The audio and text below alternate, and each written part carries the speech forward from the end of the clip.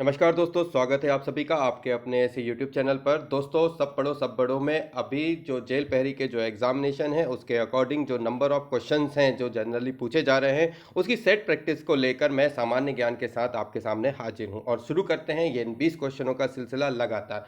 शुरू करने से पहले आप सभी लोगों से निवेदन है कि आप हमारे इस चैनल को ज़्यादा से ज़्यादा सब्सक्राइब करें और ज़्यादा से ज़्यादा लोगों तक पहुँचाएँ, ताकि इस NCERT के तारतम्य के साथ इन छोटे बड़े एग्जाम हैं उन सभी के साथ हम आपको अच्छी जानकारियां पहुंचा सकें और आप सभी के साथ जुड़ सकें। तो सभी लोगों से फिर से निवेदन करता हूं, आप हमारे इस चैनल को प्लीज़ प्लीज़ प्लीज़ शेयर और सब्सक्राइब ज़रूर करें और लाइक ज़रूर करें। चलिए शुरू करते हैं। अद्वैत दर्शन शास्त्र द्वारा किसके द्वारा प्रतिपादित किया गया? तो देखिए, सबसे पहले तो इसको समझिए कि ये अद्वैत दर्शन शास्त्र क्या होता है। अद्वैत दर्शन शास्त्र जो है वो स्मृति संप्रदाय के संस्थापक शंकराचार्य, आदि शंकराचार्य है ना, स्मृति संप्रदाय के संस्थापक, स्मृति संप्रदाय जो अद्वैत दर्शन शास्त्र है वो स्मृति संप्रदाय के संस्थापक आदि शंकराचार्य के द्वारा है ना संस्थापित किया गया, जिन्होंने अद्वैतवाद मत का क्या किया? प्रतिपादन किया। तो अद्वैतवाद मत का प्रतिपादन किसने किया? आदि शंकराचार्य ने किया। ये किस संप्रदाय से थे? तो ये स्मृति संप्रदाय के संस्थापक थे।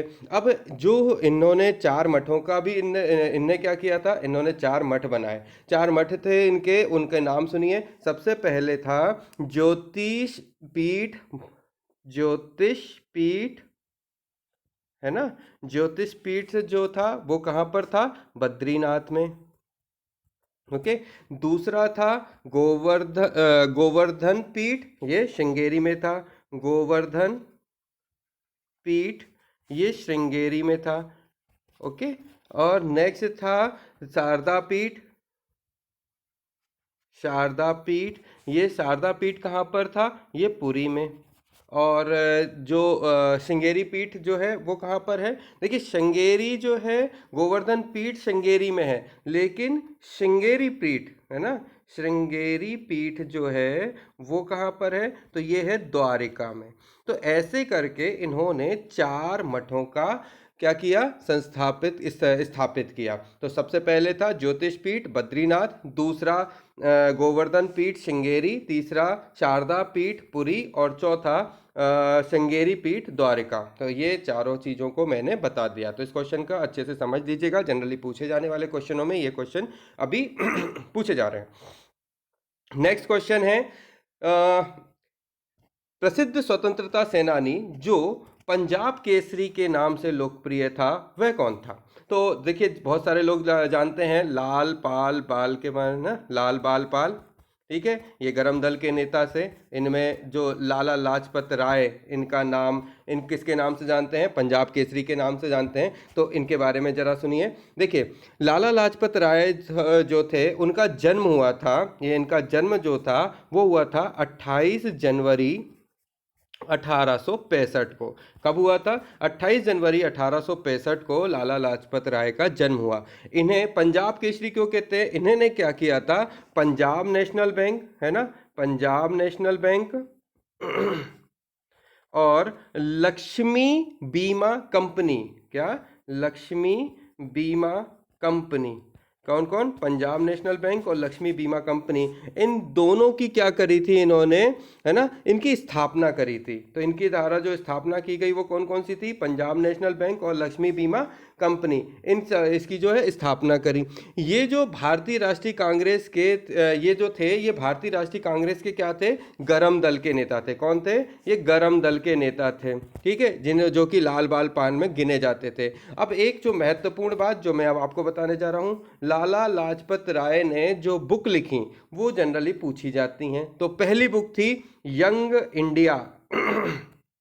यंग इंडिया, यंग इंडिया दोस्तों किसने लिखी? तो वो लाला लाजपत राय ने लिखी। दूसरा अनहैप्पी इंडिया, अनहैप्पी इंडिया है ना, अनहैप्पी इंडिया, अनहैप्पी इंडिया, ये भी किसने लिखी? तो लाला लाजपत राय। तो मैंने लाला लाजपत राय के बारे में आपको काफ़ी कुछ जानकारी दी। पहली थी, इनके द्वारा दो बुकें जो मेरे पास हैं, जो जनरली आती हैं, पूछी जाती हैं, जो मुझे याद है वो मैं आपको बताई। पहली थी यंग इंडिया, जिसे लाला लाजपत राय ने लिखी। दूसरी अनहैप्पी इंडिया, इसे भी लाला लाजपत राय ने लिखी। इसके बाद आते हैं अपन आगे।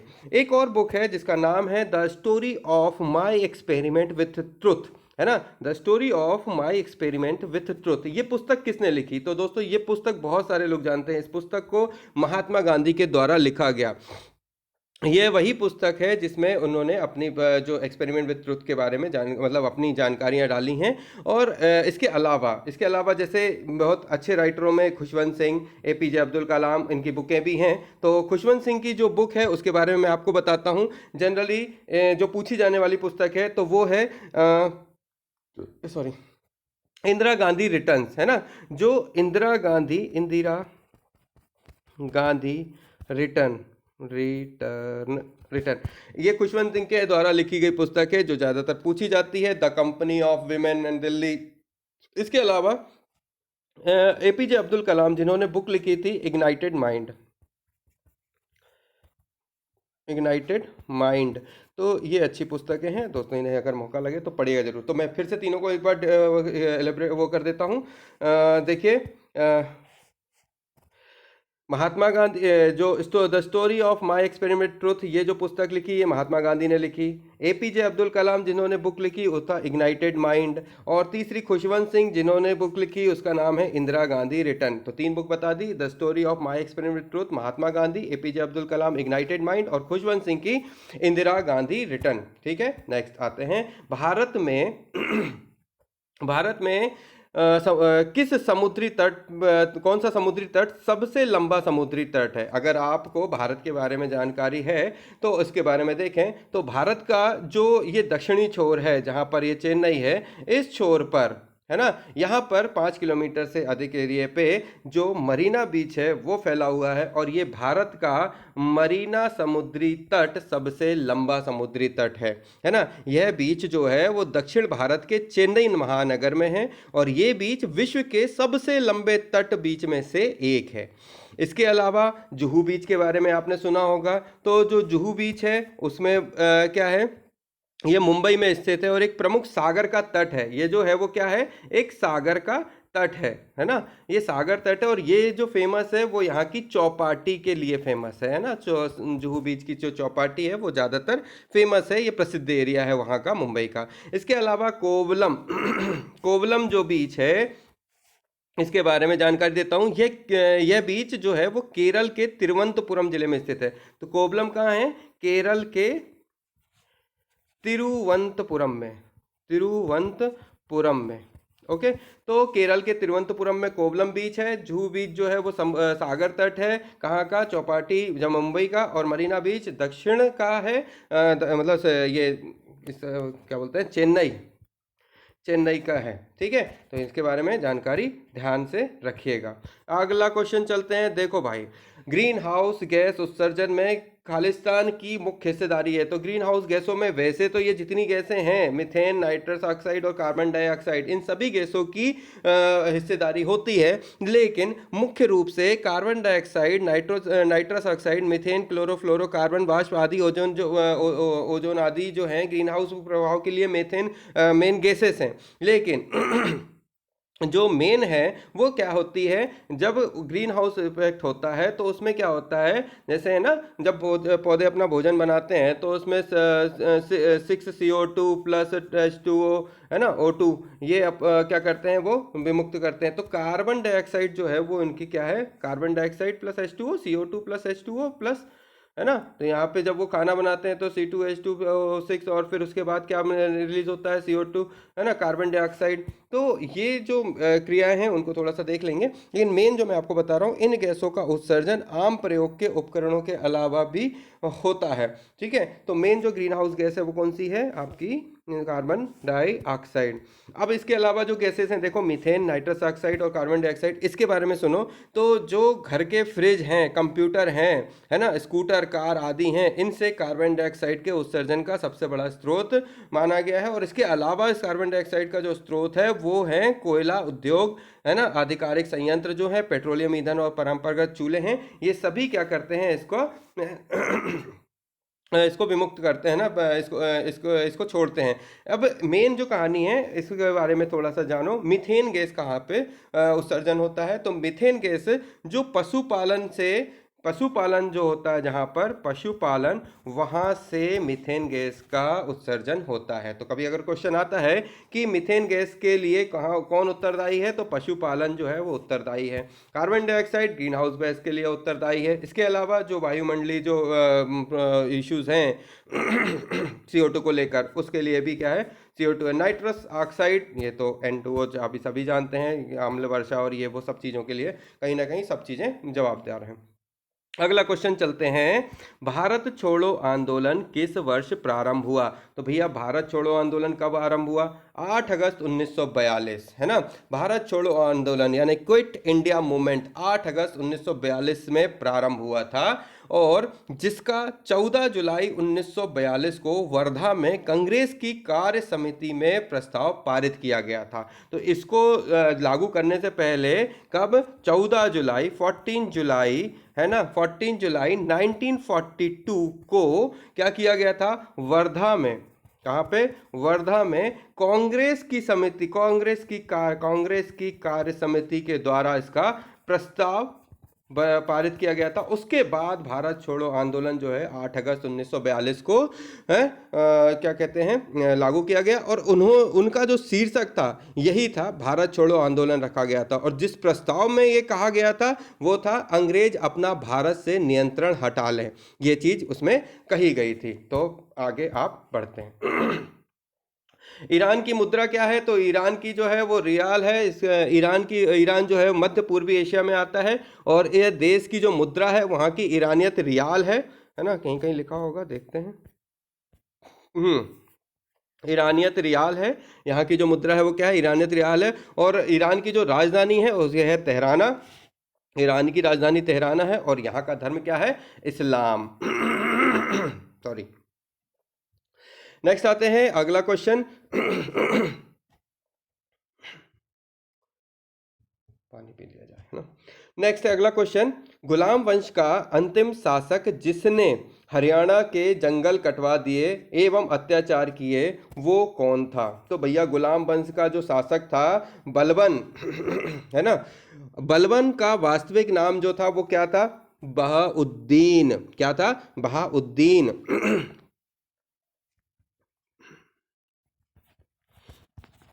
बहाउद्दीन जो है इसका बलबन का वास्तविक नाम था, और ये गयासुद्दीन बलबन के नाम से गद्दी पर बैठा था। और ये जो था इसने क्या किया था, गयासुद्दीन बलबन के नाम से गद्दी पर बैठा था, है ना। और फिरदौसी के शाहनामे में वर्णित अफसायाब के वंश से ये बताया गया है। और ये जो जानकारी मैंने बताई, इसके अलावा बलबन ने अपने विरोधियों की समाप्ति के लिए इसने क्या किया था, है ना, बलबन ने अपने विरोधियों की समाप्ति के लिए लौह और रक्त की नीति अपनाई थी। तो क्वेश्चन ये आता है कि लौह और रक्त की नीति किसने अपनाई थी? तो वो किसने अपनाई थी, बलबन ने। बलबन जो कि गद्दी पर बैठा वो किस नाम से बैठा था? तो वो गयासुद्दीन बलबन, है ना, गयासुद्दीन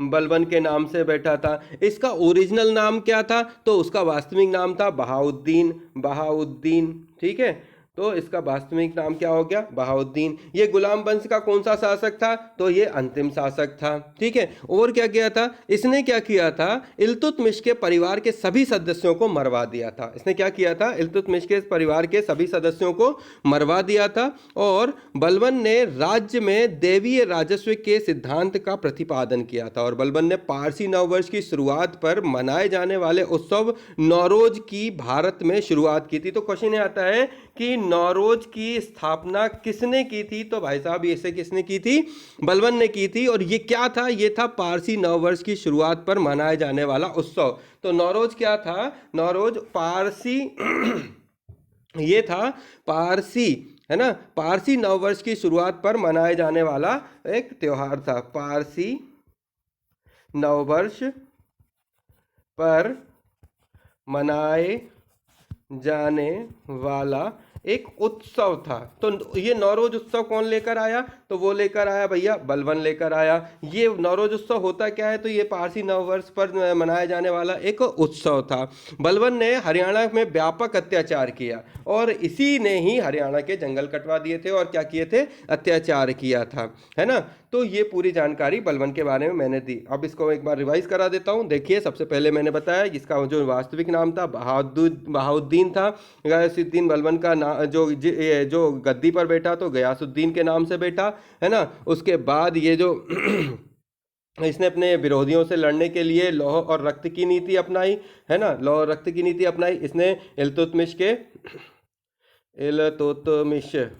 इल्तुतमिश के परिवार वालों को, सारे परिवार को मरवा दिया, है ना। देवी राजस्व सिद्धांत का प्रतिपादन किया, है ना। क्या किया? देवी राजस्व सिद्धांत। अब ये क्या होता है बाद में बताएंगे। देवी राजस्व सिद्धांत का प्रतिपादन किया, है ना। पारसी उत्सव, है ना। पारसी उत्सव कौन सा था? नौरोज कि भारत में शुरुआत करी। तो इतने सारे काम इस भाई साहब ने करे, ठीक है। नेक्स्ट जो है और क्या किया इसमें,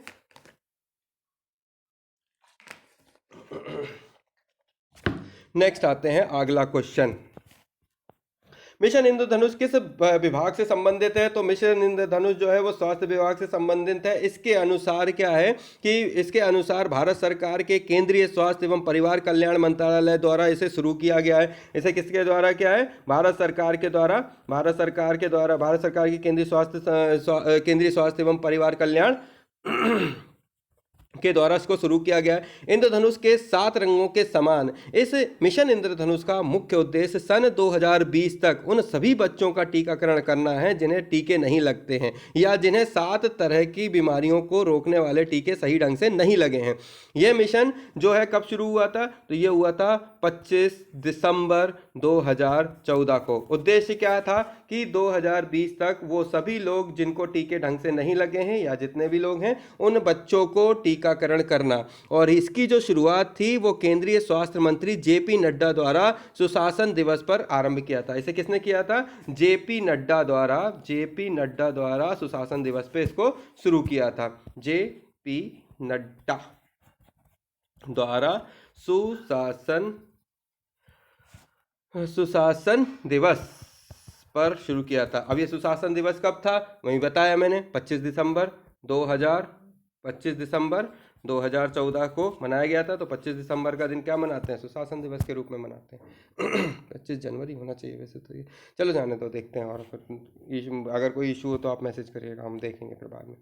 हमारे राष्ट्रीय प्रतीक के नीचे कौन सा आदर्श वाक्य समाविष्ट किया गया है? तो हर बंदा जानता है, सत्यमेव जयते। भारत का राष्ट्रीय चिन्ह जिसे सारनाथ के अशोक स्तंभ से लिया गया है और मूल स्तंभ में शीर्ष पर 4 शेर हैं। कितने शेर हैं? 4 सिंह हैं। कितने सिंह? 4 सिंह हैं जो एक दूसरे को पीट करे हुए हैं। और पट्टी के मध्य में धर्म चक्र है और चक्र में 24 तीलियां हैं। कितनी? 24 तीलियां हैं। 24 तीलियां हैं और जो कि इसको बताते हैं 24 घंटों का प्रतीक है। भारत सरकार ने अशोक स्तंभ का राष्ट्रीय चिन्ह के रूप में 26 जनवरी 1950 को अपनाया। अब इसे जो भारत सरकार है उसने अशोक स्तंभ के राष्ट्रीय चिन्ह को, है ना, राष्ट्रीय प्रतीक के रूप में 26 जनवरी 1950 के रूप में 26 जनवरी 1950 को अपनाया। चक्र के दाईं ओर एक सांड कृषि प्रधान अर्थव्यवस्था का प्रतीक है और चक्र के बाईं ओर एक घोड़ा अदम्य शक्ति और गतिशीलता का प्रतीक है। फलक के नीचे मुंडक उपनिषद का सूत्रवाक्य सत्यमेव जयते देवनागरी में लिखा हुआ है, अंकित है, जिसका अर्थ है सत्य की ही विजय होती है। सफिशिएंट है था आपके लिए। सुहेल सेठ की पुस्तक जो 2016 की थी, तो देखो विंग्स ऑफ फायर ये एपीजे अब्दुल कलाम की थी, डार्क हॉर्स, मसीहा, मंत्राज फॉर सक्सेस, तो ये जो है ये थोड़ा ज़्यादा पुराना हो गया क्वेश्चन, ठीक है। सुहेल सेठ की जो पुस्तक थी उसका एक्चुअली नाम था मंत्राज फॉर सक्सेस और ये जो थी ये इंडिया प्रोटेस्ट सीईओज के टेल्यू ऑफ विमोचन जो है इसका 18 जून 2016 को लंदन में किया गया था। इस कार्यक्रम का मुख्य लंदन में भारत के राजदूत थे जिन्हें 900 करोड़ रुपए का कर्ज भुगतान न कर पाने वाले विजय माल्या को इस कार्यक्रम में उपस्थिति का चर्चा का विषय रहा था, इसलिए थोड़ा सा फेमस हुई थी मंत्राज फॉर सक्सेस। भाई अगला क्वेश्चन, खजुराहो मंदिर से चोरी हुई उस प्रतिमा का क्या नाम था जिसे कनाडा के प्रधानमंत्री ने भारत के प्रधानमंत्री नरेंद्र मोदी को सौंपा था? तो ये क्वेश्चन अच्छा था। ये जो विश्व धरोहर है जिसमें खजुराहो की, उसमें कनाडा के प्रधानमंत्री द्वारा अपने प्रधानमंत्री को दिया गया था।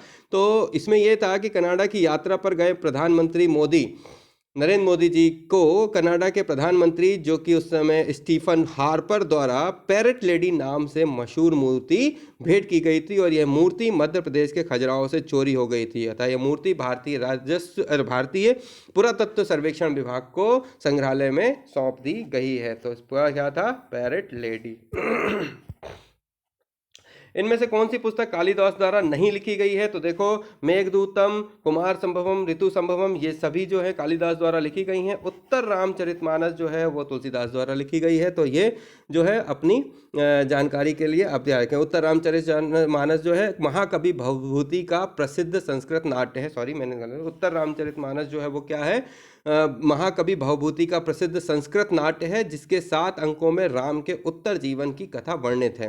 तो मेघदूतम, कुमार संभवम, ऋतु संहारम जो है वो कालिदास की रचना है, जबकि उत्तर रामचरितमानस उत्तम रामचरितमानस नहीं है यार, इसीलिए गड़बड़ हो रही मुझसे।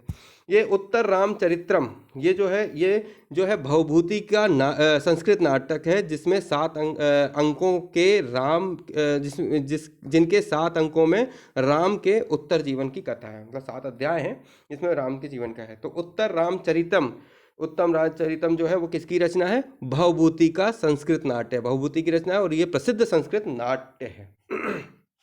भवभूति संस्कृत नाट्य, ठीक है, संस्कृत नाटक, ठीक। मध्य प्रदेश का सबसे पुराना संगीत महाविद्यालय माधव संगीत महाविद्यालय कहाँ स्थित है? तो सब जानते हैं ये कहाँ पर है। तो मध्य प्रदेश का सबसे पुराना संगीत महाविद्यालय माधव संगीत महाविद्यालय ग्वालियर में स्थित है। 7 अगस्त 1950 को स्थापित वह प्रसिद्ध महाविद्यालय जीवाजी विश्वविद्यालय ग्वालियर से संबद्ध है। कहाँ? 7 अगस्त 1950 को स्थापित यह प्रसिद्ध महाविद्यालय जीवाजी विश्वविद्यालय से जो है वो संबद्ध है। तो कब हुआ था इसकी स्थापना? 7 अगस्त 1950, ठीक है बाबा, पूछा है अभी। नेक्स्ट क्वेश्चन है, एक बंद व्यवस्था वह अर्थव्यवस्था है जिसमें, देखो बंद व्यवस्था और खुली व्यवस्था का मतलब क्या होता है? बंद अर्थव्यवस्था का मतलब होता है कि ना तो आयात होगा और ना ही निर्यात होगा, और खुली अर्थव्यवस्था का मतलब होता है कि आयात और निर्यात दोनों तरीकों से किए जा सकते हैं, मतलब दोनों तरफ से किए जा सकते हैं। नेक्स्ट है, निम्नलिखित में से कौन सा युग में सही सम्मिलित नहीं है? तो देखो इनमें से जो देख लेते हैं अपन। प्रथम पृथ्वी शिखर सम्मेलन एजेंडा 21 ये सही है। पृथ्वी शिखर सम्मेलन +5 1997 ये भी सही है। कार्बन व्यापार मॉन्ट्रियल प्रोटोकॉल ये भी सही है। प्रथम विश्व जलवायु सम्मेलन 1970, ठीक है, तो ये जो है ये गलत लिखा हुआ है, इसलिए इसमें सम्मिलित सुभी नहीं है, वो ये वाला है, क्योंकि प्रथम विश्व जलवायु सम्मेलन जो है वो कब हुआ था? 1970 को हुआ था। अब इसके बारे में भी बता देते हैं आपको। स्टॉकहोम सम्मेलन के बाद वर्ष 1992 में रियो डी जेनेरियो में हुए सम्मेलन में यह तय किया गया कि सदस्य राष्ट्र प्रत्येक वर्ष एक सम्मेलन में एकत्रित होंगे तथा जलवायु संबंधी समस्याओं और कार्य योजनाओं पर चर्चा करेंगे। इस सम्मेलन को कॉन्फ्रेंस ऑफ पार्टीज, जिसको कोप कहते हैं, के नाम दिया गया, और सन 1995 में पहला कोप सम्मेलन जर्मनी में आयोजित किया गया था। ठीक है, तो ये आपका आंसर हो गया 16वें का 1995। तो थोड़ा सा यहाँ पे 70 नहीं है, 75, हम भी कुछ भी लिख देते हैं भैया, 1995 हो गया। ठीक है, बस तो फिर आगे बढ़ते हैं।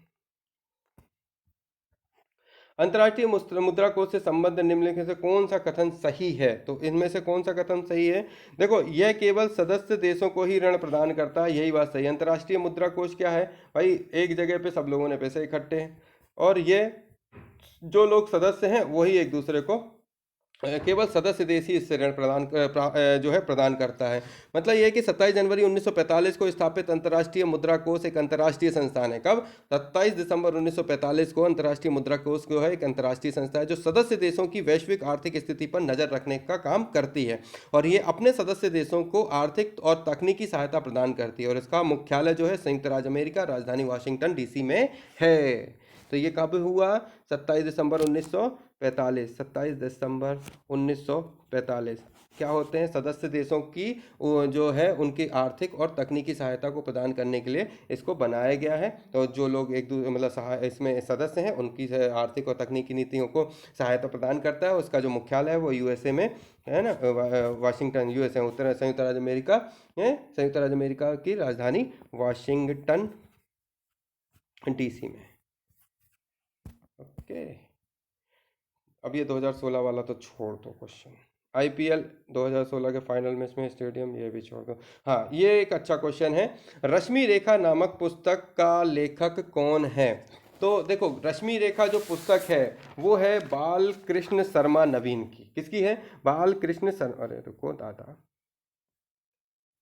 बाल, अरे हाँ, बाल कृष्ण शर्मा नवीन की, लगता है पढ़ना नहीं देना चाह रहा।